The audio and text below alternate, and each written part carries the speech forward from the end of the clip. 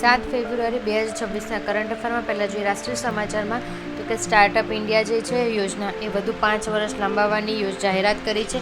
Green મોબિલિટીમાં 10,000 કરોડની ફાળવણી PM ઈ-બસની સેવા હેઠળ આપવામાં આવે છે. નવા સેન્સસમાં ડિજિટલ પોર્ટનું છે અપગ્રેડેશનની કામગીરી પૂર્ણ કરવામાં આવી છે.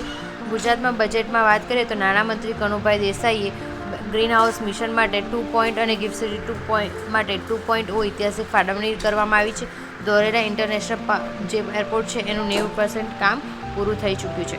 આગળ વાત કરીએ કચ્છ રણોત્સવમાં છેલ્લો મહિનો હોવાથી ટુરિઝમમાં 12%નો વધારો થયો છે. આંતરરાષ્ટ્રીયમાં વાત કરીએ તો G20ની જે સમિટની યોજના માટે છે ગ્લોબલ સાઉથના પ્રતિનિધિ તરીકે કોણ હતું તો કે દક્ષિણ આફ્રિકા અને સમિટની મહેમાન છે. બરાબર.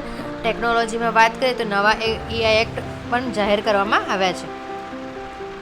હવે પ્રશ્નો જવાબ આપીએ. ગુજરાત બજેટ 2026-27માં કયા સનરાઇઝ સેક્ટર તરીકે ઓળખાવી વિશિષ્ટ પ્રોત્સાહન મળ્યું છે? તો જવાબ છે સેમિકન્ડક્ટર અને ગ્રીન હાઇડ્રોજન. PM ઈ-બસ સેવાનો મુખ્ય ઉદ્દેશ્ય શું છે? તો જવાબ છે જાહેર પરિવર્તનને પ્રદૂષણ મુક્ત બનાવવું. આગળનો પ્રશ્ન જોઈએ G20 સમિટ 2026નું યજમાન કયું રાષ્ટ્ર છે? તો કે દક્ષિણ આફ્રિકા. આગળ જોઈએ પ્રશ્ન ભારતીય બંધારણના કયા અનુચ્છેદ મુજબ નાણાકીય ખરડો વ્યાખ્યાયિત કરવામાં આવ્યો છે? શું આવશે જવાબ? તો કે 110. ગુજરાતમાં કયા સ્થળે સેમિકન્ડક્ટર પ્લાન્ટનો ટાટા ગ્રુપે કરાર કર્યા છે? તો કે સાણંદ ખાતે. તાજેતર સમાજમાં રહેલ ગિફ્ટ સિટીનું પૂરું નામ શું છે? તો કે Gujarat international finance tech city. બરાબર.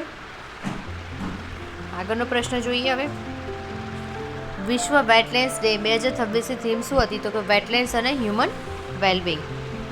આયુષ્યમાન ભારત યોજના હેઠળ 2026ના બજેટમાં વીમા મર્યાદા વધારીને કેટલી કરવાની દરખાસ્ત કરી છે? તો શું આવશે જવાબ? ઓપ્શન કરું છું. શું આવશે? તો કે 10 લાખ. સૂર્યમંડળના કયા ગ્રહ પર તાજેતરમાં નાસાના રોવરને પાણીના પુરાવા મળી આવ્યા છે? કરંટ કોન્ટેક્સ પર મેં આ ક્વેશ્ચન લીધો છે.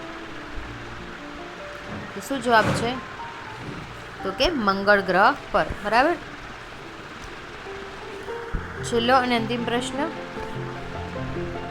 ગુજરાતના નળ સે જન યોજના હેઠળ કેટલા ટકા પરિવારને નળ દ્વારા પાણી પહોંચાડવાનું લક્ષ્ય હાંસિલ થયું છે? તો કે 100%. Thank you so much and please like and share my channel my. Thank you.